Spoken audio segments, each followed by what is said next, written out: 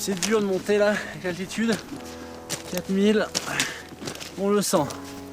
Il y a beau de pas y avoir de neige, on a l'impression d'être dans une petite montagne. L'oxygène se fait déjà rare.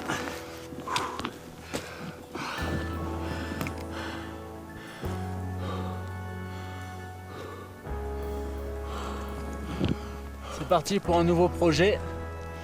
Ce coup-ci, j'ai choisi le Pakistan avec ses montagnes. Donc un petit projet marché-vol.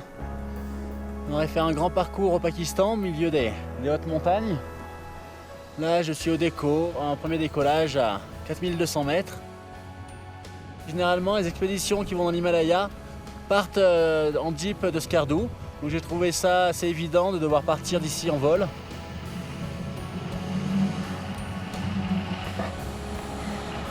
Partir sur un grand plateau derrière qui a entre 4000 et 4500 mètres d'altitude. J'ai 30-40 km à faire sur le plateau. On va voir ce que ça donne.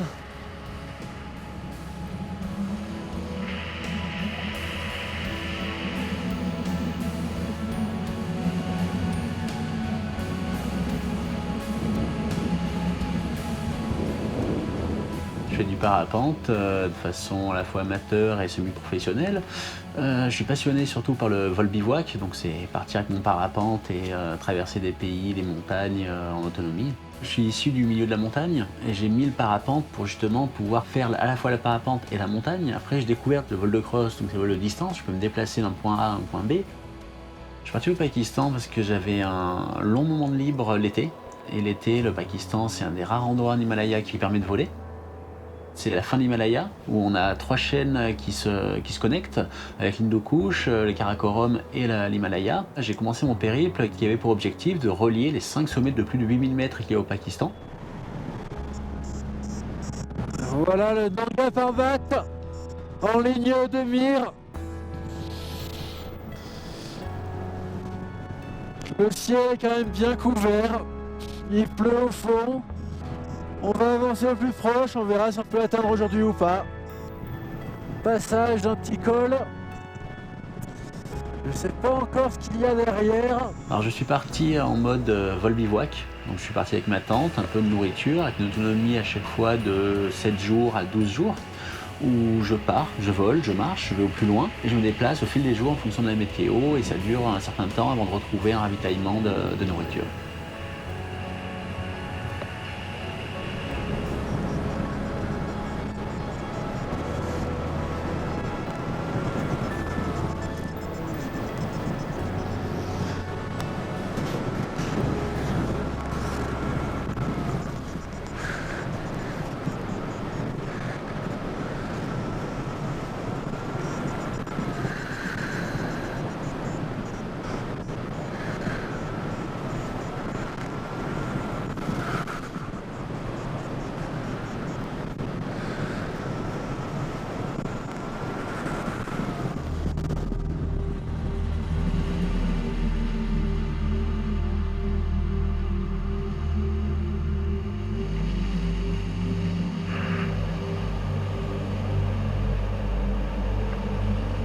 Le Nanga Parbat sur les faces. Je frôle les faces. Tout est à l'ombre, ça ne veut pas monter. Chaque col est une épreuve.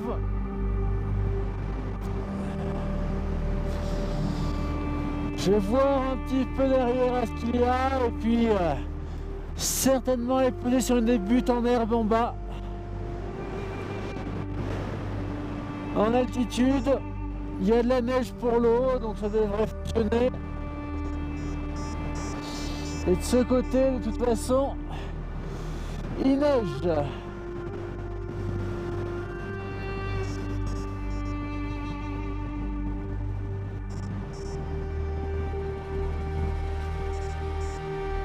Je vais essayer de poser là juste dessous. Je devrais pouvoir trouver de l'eau. Et redécoller demain ou attendre que ça s'améliore. Voilà, l'objectif est de se poser dans le vallon au fond là où il y a un peu de neige. La neige pour éviter à la fois les cailloux et pour amortir le choc. J'ai plus de 20 kg dans la sellette. pas se rater parce que les blocs sont sacrément gros. Et là, ça devrait le faire.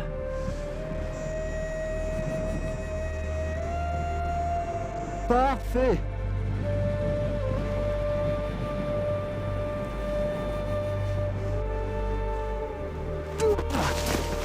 Voilà. Posé à 4400 mètres. Je suis monté à un peu plus de 6000 mètres. J'ai toujours pas mis l'oxygène en marche. J'ai l'oxygène, là c'est le tuyau qui est, mais je ne mets qu'en secours. J'ai qu'une bouteille pour tout le voyage. Et derrière il neige, j'ai pris un peu la neige, on voit que ça tombe. Je vais pas traîner à me trouver un petit endroit pour dormir, installer la tente. La tempête que j'ai essuyée tout à l'heure là, il y a eu des rafales à plus de 100 km/h. Hors de question d'essayer de monter la tente. Je vais me cacher dans les cailloux derrière la neige ici. Et voilà le quotidien. Un petit repas, réchaud, un peu de neige, faire de l'eau. Et les montagnes tout autour, sauvage comme on aime. Voilà le Nanga Parbat. C'est le vol prévu pour demain, je dois tourner autour. Là c'est le matin, il est 11h. Il n'a pas arrêté une seconde de pleuvoir, dehors c'est pas beau du tout, donc un peu condamné à rester là. Et voilà comment tuer le mythe du sauvage quand il fait mauvais. Libération après 19 heures enfermé dans la tente là. Pluie continue, ça fait du bien de pouvoir sortir un petit peu. Fin de la journée, le beau temps est revenu. Le Nanga Parbat via la face Rupal s'offre à moi. Le calmi a été que de très courte durée. Il est à peine midi, derrière il pleut. Là où je suis là il pleut. On a passé une seconde journée à attendre. Donc quitte à attendre, autant descendre en bas là, sur le glacier qui est là. Essayer de trouver la petite rivière là qu'on voit.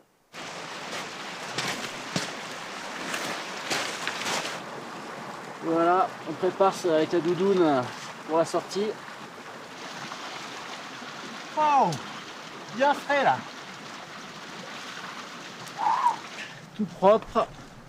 Même si c'est un peu dur parce que c'est vraiment froid, ça fait du bien, surtout au moral.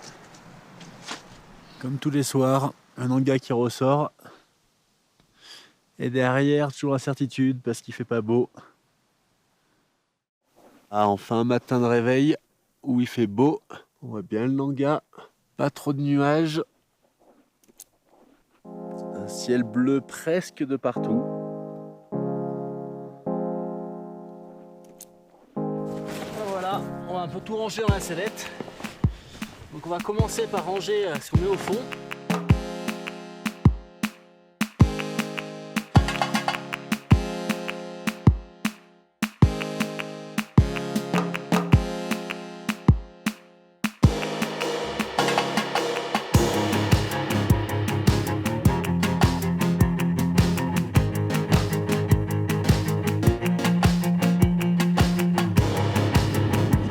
De me faire satelliser au Nanga Parbat en plus de 6 mètres secondes.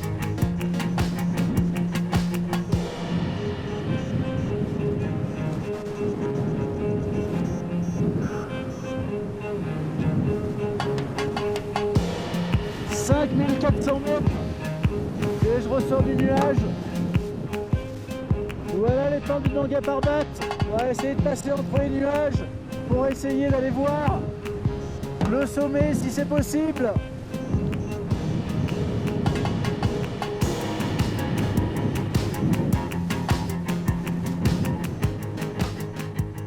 L'idée, c'est de faire le tour entier du Nanga Parbat. Pour moi, c'est un point important, c'est l'endroit le plus au sud, c'est là que je vais faire demi-tour.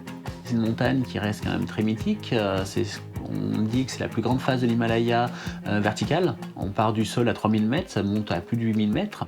Après, c'est vrai que j'ai pas eu beaucoup de chance. Le contournement du Nanga Parbat, j'ai réussi à le faire, j'avais pas d'autre choix de toute façon. Mais le temps était très mauvais et il était difficile de voir le sommet pendant tout le contournement.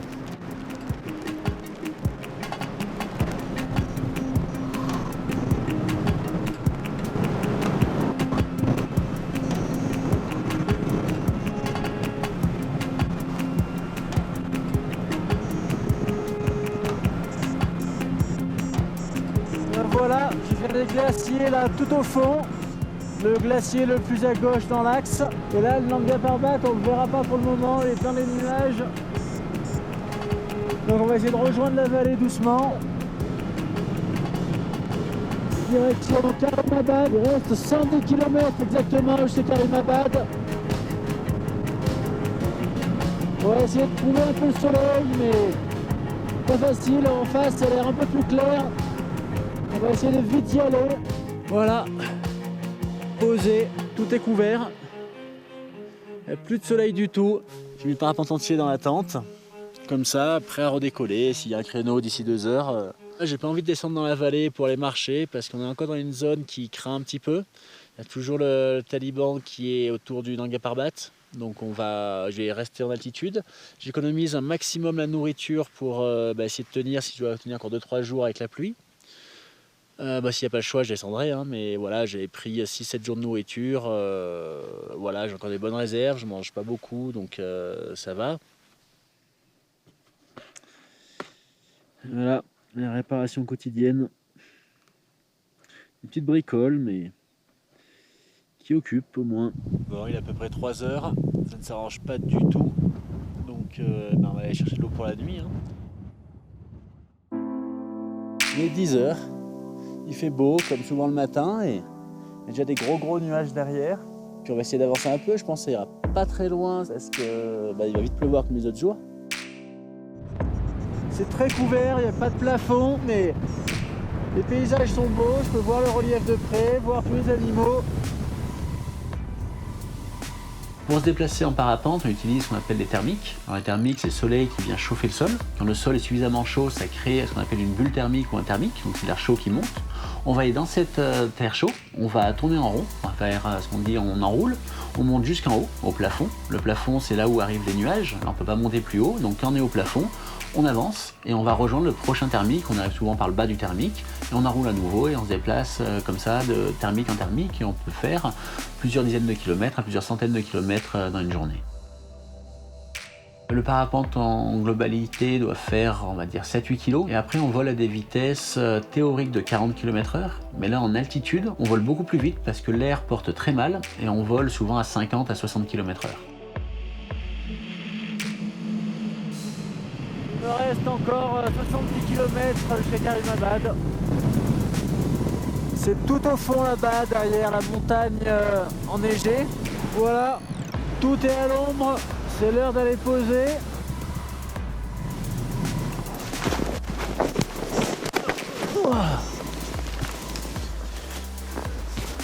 Waouh! Comme d'habitude, impossible de savoir le vent, d'où il vient à l'avance. Et encore posé vent de cul.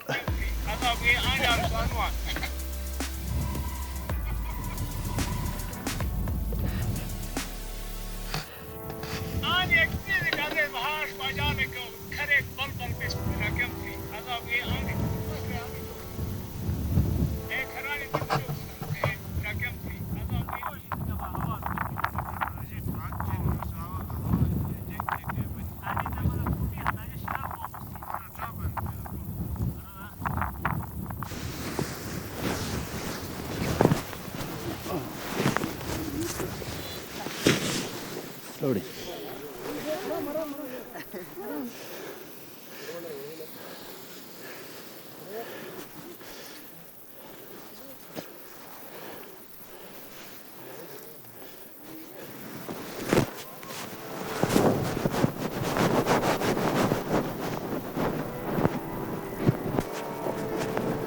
Bye! Voilà, départ un peu précipité, trop d'armes pour moi. Donc j'ai profité d'un petit rayon de soleil pour tout mettre dans la sellette vite fait. Partir, je vise le plateau droit devant. On verra si ça y va ou pas. Alors le Pakistan, c'est vrai que c'est un pays qui est génial, qui est absolument magnifique, qui est très beau, avec des gens très agréables. Mais il y a des endroits du Pakistan, des régions qu'il faut éviter. C'est vrai qu'il faut dire skier, ça peut être dangereux pour les occidentaux. Et c'est vrai qu'avec le parapente, l'intérêt là, c'est de voler, d'aller me poser en haute altitude, à 4500 mètres, 5000 mètres sur les glaciers ou à proximité, et ça me met en sécurité. Après, il y a des zones où je sais que ça ne risque rien, et là, je peux aller me poser en bas, me ravitailler, etc. Mais les zones que je ne connais pas, je préférais rester en haute altitude pour ne pas prendre de risques. Allez, il faut que je trouve un endroit pour poser. La pluie arrive. Petit nid d'aigle.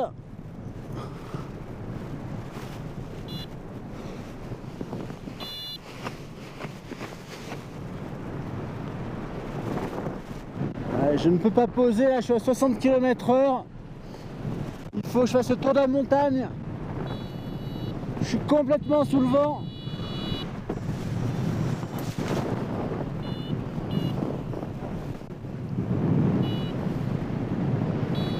Il va falloir que je trouve quelque chose rapidement parce que je descends, je m'enfonce.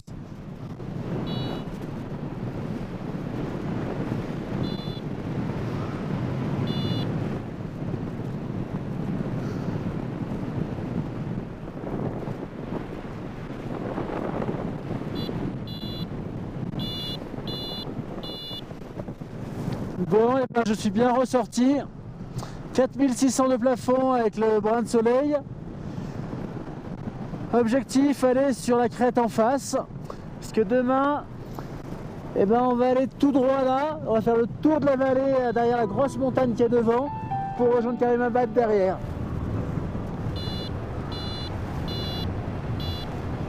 Le mont Rakapushi, et voilà pourquoi on vient voler ici.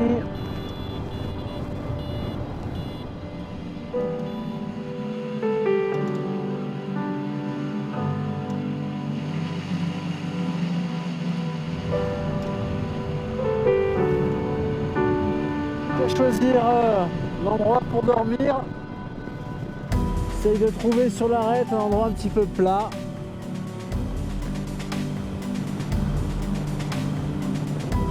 Parfait ça pour dormir.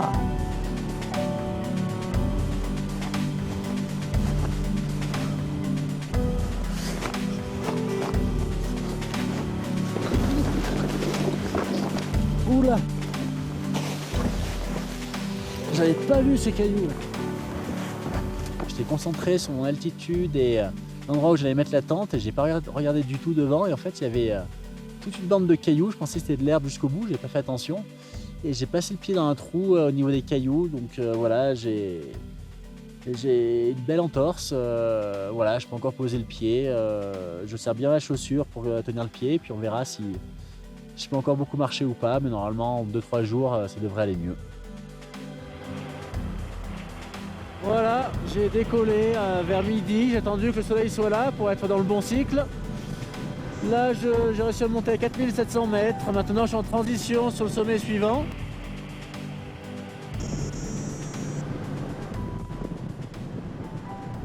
Je suis parti tout seul dans ce projet parce que c'est quelque chose qui me tient vraiment à cœur. Je voulais absolument parcourir le Pakistan en volant. C'est pas toujours facile de trouver quelqu'un avec qui partir et quelqu'un qui soit libre au bon moment, etc. Là, pour moi, j'étais prêt. Voilà, j'ai pris mon parapente et je suis parti dans mon périple. Alors, faire le voyage tout seul, c'est vrai que c'est pas facile. Seul face à soi-même, des jours d'attente, 2-3 jours dans l'attente où on fait rien, c'est très très long.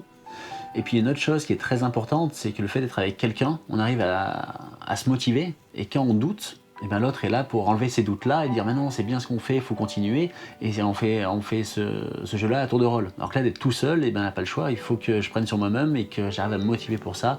Et ça, c'est pas facile et ça manque beaucoup. Voilà, j'ai fait mon dernier plafond à plus de 5000 mètres. Il n'y a plus trop de soleil, mais de toute façon, Karimabad est en vue. Voilà, Karimabad, c'est tout ce qui est vert dessous. Il faut trouver un endroit pour poser. Il y a une zone d'hélicoptère là, mais j'ai peur que ce soit privé avec l'armée. Ça ressemble plus à un cimetière qu'autre chose.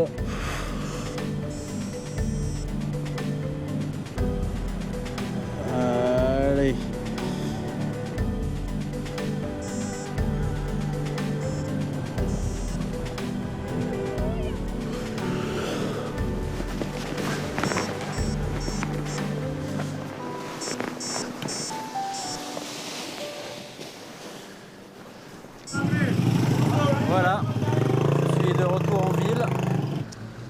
l'instant, je vais essayer de trouver du gaz, faire plein de nourriture et essayer de manger tout ce que je peux en 24 heures pour refaire le plein parce que je commence à être bien fatigué de très peu manger. Voilà, petite ville, pas d'électricité, difficile de se croiser, souvent c'est une demi-heure pour traverser le village. Chacun essaye d'avancer. Trouver des choses à emmener à manger. À part ce qu'on appelle des noodles, un peu des gâteaux, j'ai rien trouvé d'autre. Donc ça va pas être facile de se nourrir parce que le problème c'est que les gâteaux ça prend du volume. Ben voilà, c'est reparti. Les prévisions météo sont pas très bonnes, donc voilà, je vais changer un peu mon plan. Je vais partir vers Chitral, un peu plus dans les bas-reliefs et pas tout de suite partir dans les hautes montagnes. Vautour qui me monte le thermique, parfait. Généralement quand les vautours montent, on monte.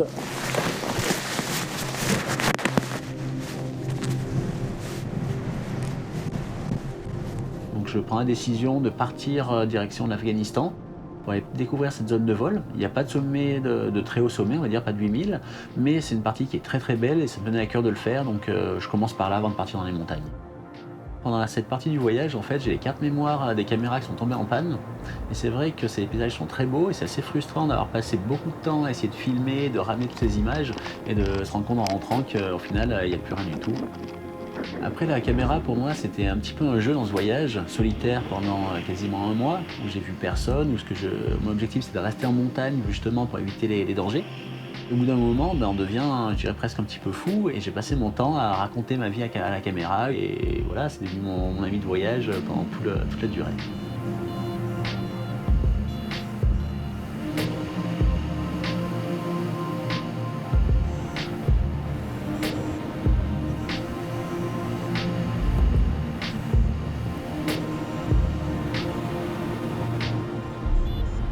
Je voulais absolument avancer le plus vite possible parce que j'étais en retard sur mon timing. Et en fait, j'ai rencontré un mur de vent vertical qui m'a bloqué.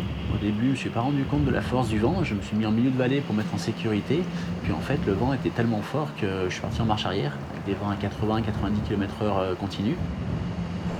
Je me suis fait prendre dans un venturi énorme là.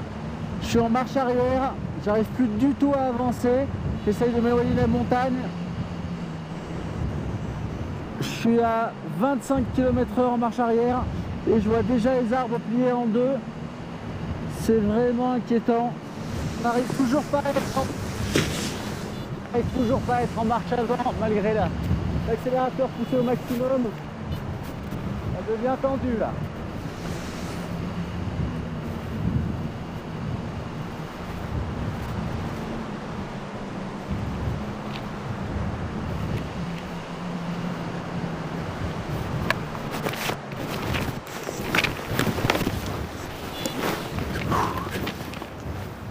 Waouh. Bon, je m'en sors pas si mal là. Wow. Fine and you? How are you? Fine. What's your name? Antoine. Voilà d'où je viens, du bout de l'arête là-bas. Marche arrière jusqu'au sol ici. Et voilà, c'est parti pour la dernière partie de l'aventure. Et l'objectif d'aujourd'hui, c'est d'aller rejoindre la montagne qu'on voit tout au fond là-bas, on appelle le Spantik. C'est passer sur le côté, passer des cols à 5500 mètres pour aller rejoindre le glacier du Baltoro. Voilà, ça fait à peu près 120 km. Le décollage avec Karimabad dessous. Des belles montagnes en face, on va les rejoindre. Après 1h30 d'extraction, je suis à 4500 mètres, c'est vraiment très très stable aujourd'hui.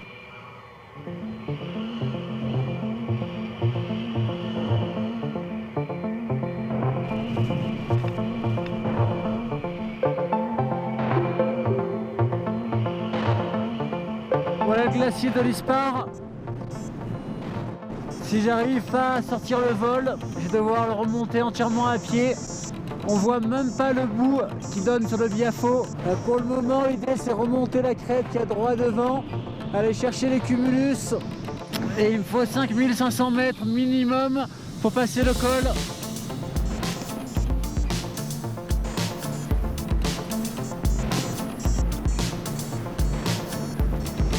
Waouh! J'arrive pas à partir. J'ai envie de rester là et tourner en rond pendant des heures. C'est ce que je fais. C'est trop beau!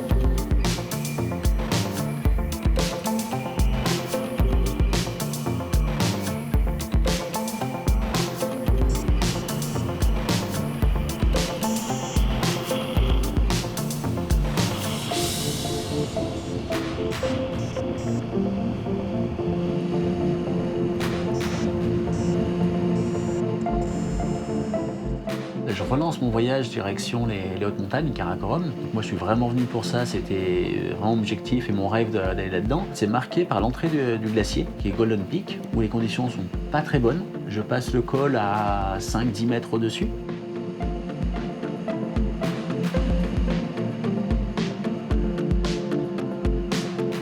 J'ai réussi à passer de l'autre côté. C'était vraiment l'option difficile de la journée. Maintenant, je rentre dans les hautes montagnes. C'est très sauvage.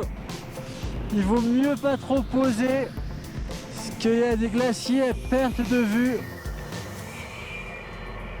Voilà, on avance sur le glacier jusqu'à Ascoli, là où je veux aller.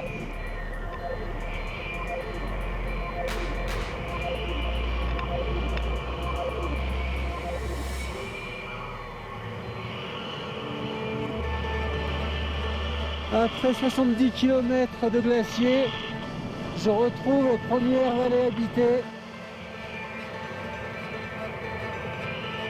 Là j'arrive à Ascoli, c'est au pied de cette montagne-là. Et je vais partir en direction de Paiou. Toujours le glacier du Biafo. Magnifique.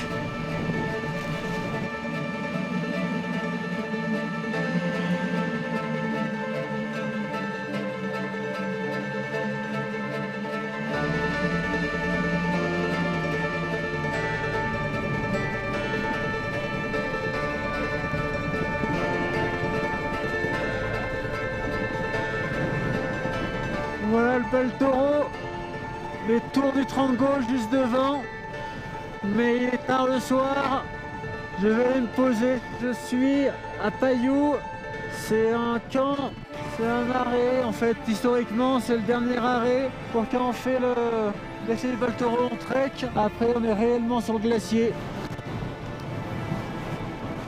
Et voilà, posé à 4600 mètres dans le Bel Toro. Super journée, il a fait vraiment très beau. J'ai dû faire, je sais pas, entre 120 et 150 km. Là, je suis posé à Paiou, donc dans l'entrée du Bel Toro. Comme vous pouvez le voir, c'était une journée très belle aujourd'hui. Il a neigé toute la fin de la nuit, puis par intermittence tout le matin aussi. Je suis vraiment à la frontière de ce que je rêve de faire en vol, c'est-à-dire tout le Bel Toro. Là, je suis vraiment à l'entrée, j'ai plus qu'à faire ce vol-là, un tout petit vol. Mais voilà, j'en rêve depuis très longtemps. Là, je suis juste à côté et il faut que j'attende. Donc l'attente est très longue. Hier, il a plu jusqu'à la nuit. Puis depuis ce matin, là, à 5 h du matin, il fait très beau. Je me suis levé tôt parce que je suis impatient de partir. C'est parti pour tenter le Bel Toro.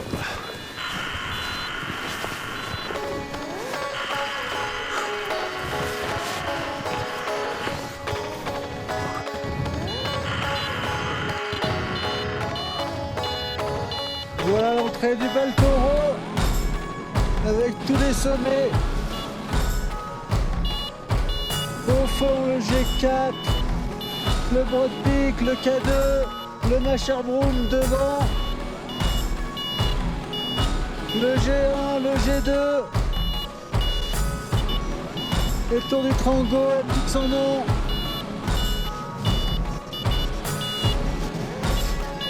Le Paiou Peak. A priori ça monte sur la tour, je vais essayer de monter en soaring dessus. Ça paraît gigantesque, c'est monstrueux. On va essayer de la remonter doucement.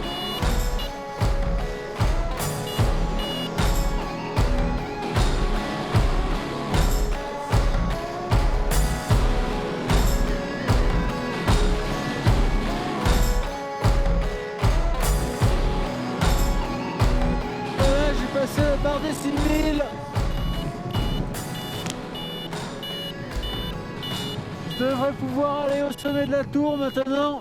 Wouhou! Un rêve!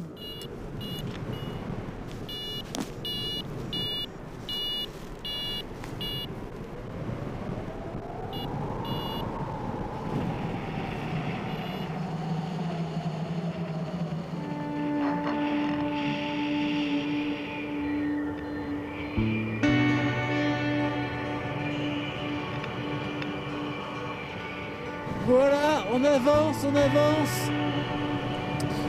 Il fait moins 10 degrés au thermomètre, il fait vraiment très très froid. J'ai les mains congelées. Et c'est tellement beau.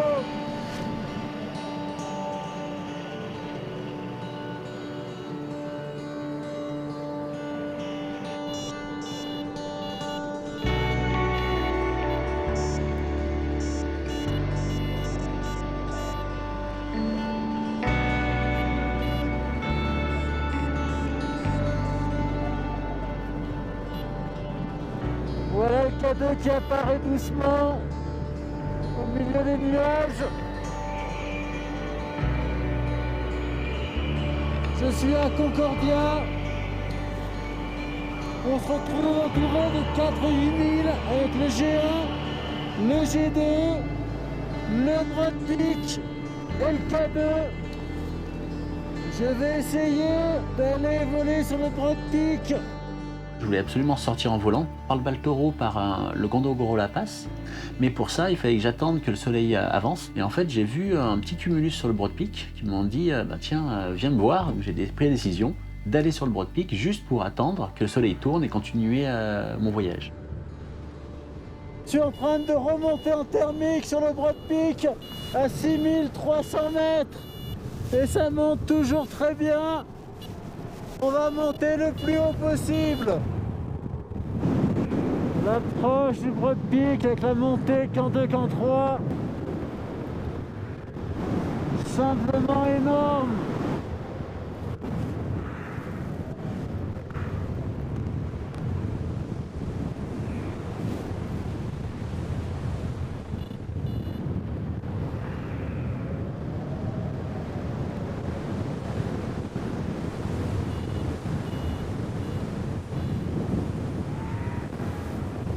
Sur le Broadpeak, j'ai fait 3 tentatives. Une en marchant et 2 en marchant et un objectif de redescendre en volant du Broadpeak. C'est d'ailleurs, c'est le hasard qui veut ça, mais c'est que j'ai appris le parapente pour redescendre du Broadpeak. Je suis vraiment mis au parapente rien que pour ça, dans cet objectif-là. Le fait d'aller voler sur un endroit où on a déjà marché, ça a été pour moi un moment absolument magique. Je suis à 7000 mètres sur le Broadpeak. J'y arrive plus à monter. Je crois que je vais continuer le vol. Ça fait 1h30 que je suis là à essayer de monter.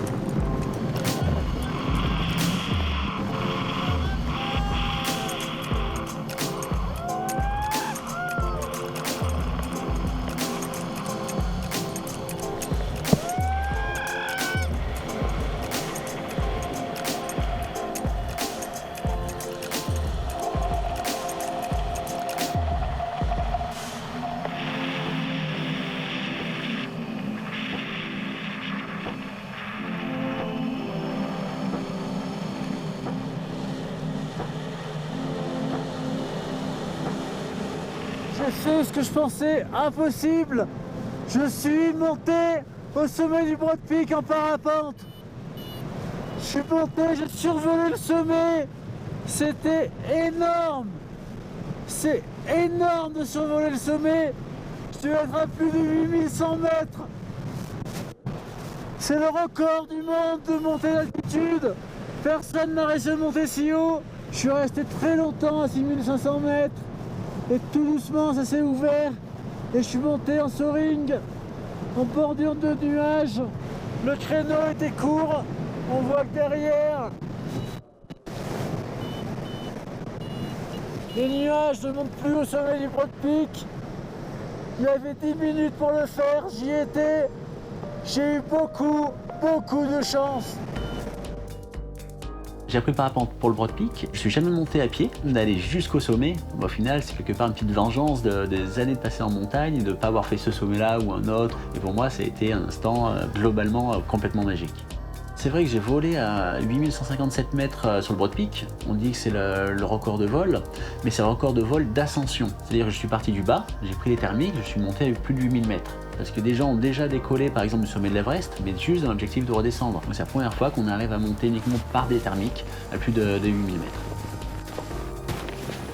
Je suis monté à 8100, peut-être un peu plus. Et je me suis gelé une main, là j'ai la main droite qui est complètement congelée.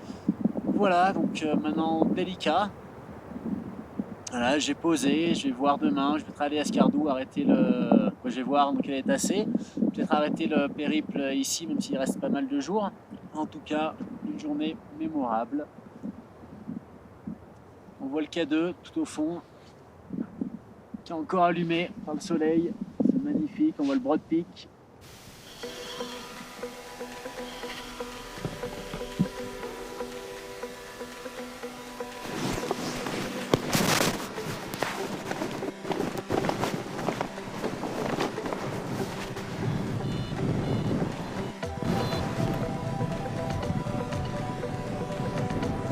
Il est temps de dire au revoir à toutes les montagnes.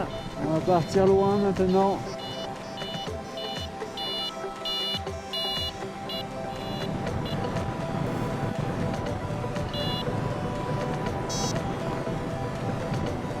Voilà Skardou, j'ai un peu froid aux doigts mais c'est encore convenable. Je crois que j'ai profité de la fin du vol et je vais me poser ce soir à Skardou pour me soigner correctement. En tout cas, ça aura été un super séjour de 18 jours en solitaire. Plus de 1100-1200 km en vol bivouac avec au milieu un vol à plus de 8000 mètres. J'ai porté l'oxygène pour rien parce que je m'en suis en fait jamais servi. Sur le Broad Peak, j'ai pas réussi à le mettre en marche. Il y a un tuyau qui s'était branché, j'ai pas pu le remettre, mais au moins ça m'a rassuré dans la tête. Bon, il est 2h de l'après-midi, j'ai fait 120 km déjà de vol. Voilà la pluie. J'ai fait le dernier thermique et demi-tour rentré.